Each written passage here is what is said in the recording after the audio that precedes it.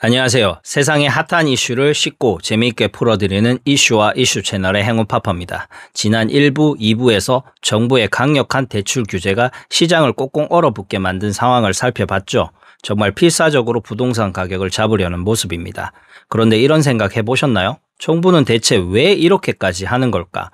저는 그 이유가 바로 5년에서 10년 뒤에 찾아올 진짜 위기를 대비하기 위함이라고 봅니다.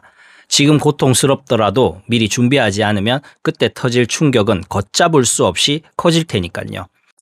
우리가 지금까지 본 것은 다가올 거대한 태풍의 전조 증상에 불과합니다. 정부 정책이나 금리 같은 건 시대에 따라 변하는 파도와 같아요. 하지만 지금 대한민국 부동산의 밑바닥을 통째로 뒤흔드는 절대로 거스를 수 없는 거대한 해류의 변화가 시작되고 있습니다. 바로 인구 절벽입니다. 지금부터는 이 거대한 쓰나미가 부동산 불패라는 낡은 믿음을 어떻게 무너뜨릴지 조금은 불편하지만 반드시 알아야 할 미래 시나리오를 이야기해 보겠습니다.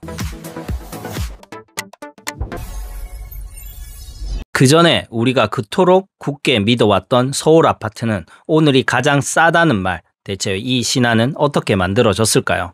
그 비밀은 바로 지난 50년간 대한민국 부동산이라는 로켓을 쏘아 올린 3개의 강력한 성장 엔진이 있었습니다.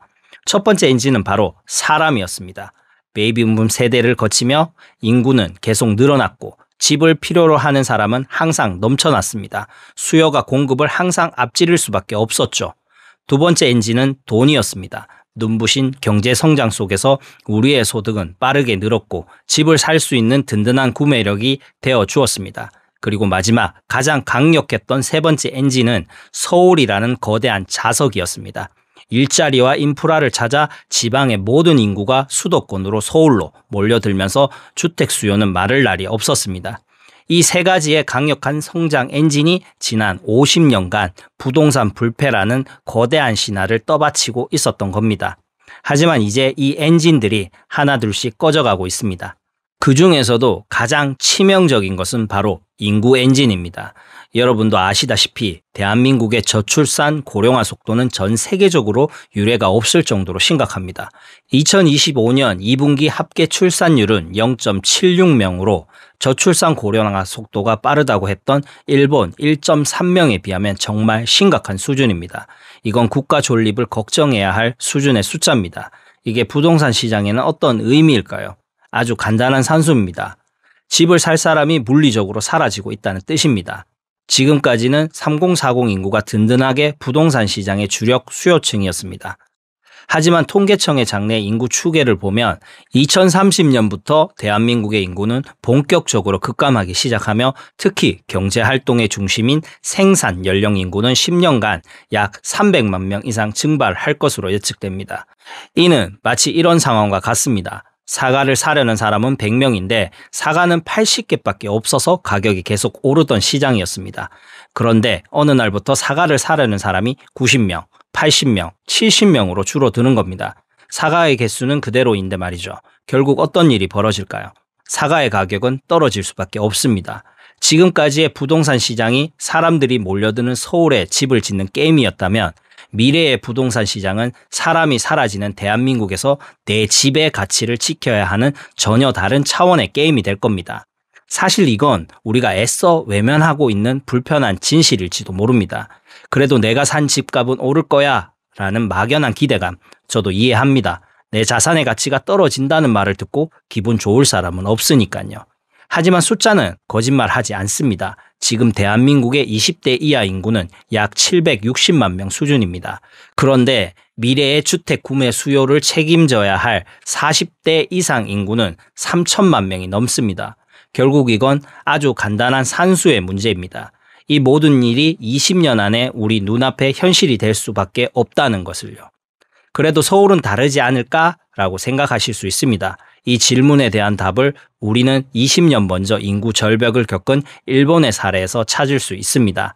1990년대 버블 붕괴 이후 일본 부동산은 잃어버린 20년이라 불리는 기나긴 침체기를 겪었습니다. 그 가장 큰 원인이 바로 생산 가능 인구의 감소였습니다. 그 결과 일본 전역은 아키야, 즉 빈집이 넘쳐나기 시작했습니다. 가장 최근 공식 집계에 따르면 일본의 빈집은 약 900만 채에 달하며 2030년에는 1000만 채가 넘어설 것으로 보입니다. 놀라운 것은 이 빈집들이 저 멀리 시골에만 있는 게 아니라는 점입니다.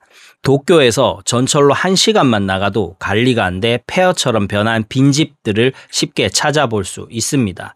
상속을 포기하거나 심지어 돈을 주고서라도 집을 처분하려는 사람들이 늘고 있습니다. 부동산이 자산이 아닌 짐이 되어버린 겁니다. 물론 도쿄 중심인 미나토구나 치요다구 같은 핵심 지역의 부동산 가격은 여전히 건재하며 오히려 상승하는 모습을 보입니다. 이것이 우리에게 주는 시사점은 명확합니다. 인구 감소 시대의 부동산 시장은 전체적인 침체와 극단적인 양극화가 동시에 나타난다는 것입니다. 일본의 사례를 통해 예측해 볼 수 있는 서울, 그리고 대한민국의 미래는 다음과 같습니다. 첫 번째, 초양극화 시대가 열릴 것입니다. 사람이 줄어들수록 사람들은 오히려 더 좋은 인프라와 일자리가 몰려있는 핵심 지역으로 모이려 할 겁니다.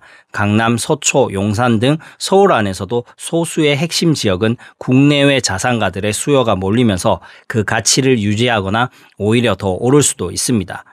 이른바 그들만의 리그가 더욱 공고해지는 거죠. 둘째, 서울 외곽과 수도권 그리고 지방은 가치 소멸의 위험에 직면할 것입니다. 인구가 감소하고 산업이 쇠퇴하는 지역부터 부동산 수요가 마르기 시작할 겁니다. 지금은 상상하기 어렵지만 서울 내에서도 일부 외곽 지역이나 노후된 아파트 단지는 일본의 아키야처럼 빈집이 늘어나고 자산 가치를 잃어버리는 슬럼화가 진행될 수 있습니다. 특히 지방 중소도시는 도시의 소멸과 함께 부동산 가치가 0에 수렴하는 끔찍한 미래를 맞이할 수도 있습니다.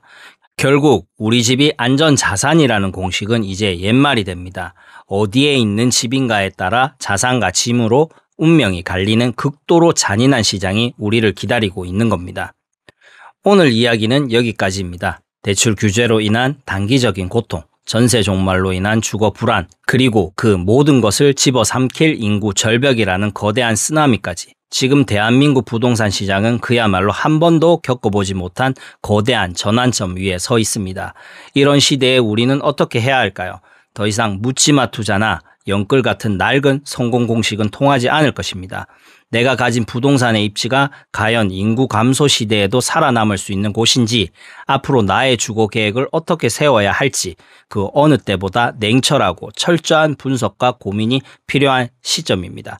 오늘 영상을 지인분들과 함께 공유하시어 여러분의 미래를 준비하는 데 작은 등불이 되었길 바랍니다. 저는 다음에도 더 흥미롭고 유익한 이야기로 찾아뵙겠습니다. 오늘 영상이 유익하셨다면 좋아요, 구독, 그리고 알림 설정 잊지 마세요. 그럼 다음 시간에 만나요. 안녕.